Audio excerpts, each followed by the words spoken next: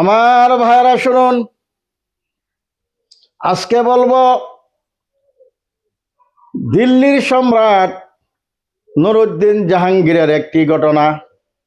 নুরউদ্দিন জাহাঙ্গীর যখন দিল্লির সম্রাট ছিলেন, এই নুরউদ্দিন জাহাঙ্গীরের কাছে একজন বুড়ি মানুষ, উনি আসিয়া বিধর্মী একজন বুড়ি মানুষ আসিয়া বললে, জাহাপানা, আমার মাত্র একটি ছেলে, আপনার রাজত্বের ভিতরে আমি থাকি। আমার একটি ছেলে বিদেশ বাড়িতে চাকরি করে, আমি পুত্রবধূ নিয়ে মাত্র বাড়িতে থাকি।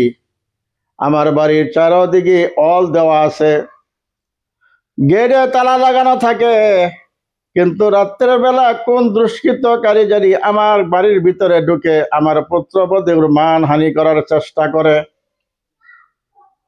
কে এমন কাম করে? আমি কতদিন ধরে বুড়া মানুষ, সারা রাত আমি সজাগ থাকি, সারা রাত আমাকে মানে না, আমাকে অত্যাচার করে, আমার পুত্রবধূর উপরে অত্যাচার করে।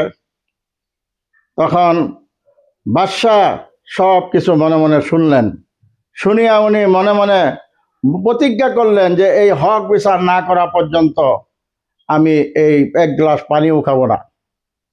আর উনি খুব হকদার বাদশাহ ছিলেন। ওই রাত যখন নিশি রাত হয়ে গেছে, বাদশাহ তার ঘোড়া নিয়ে একা একা ওই গেটের সামনে গিয়ে শুনতেছে, বাঁচাও, আমাকে বাঁচাও। বাদশাহ ঘোড়ার উপরে উঠে দেওয়ালের উপর দিয়ে লাফ মারে গিয়েছে।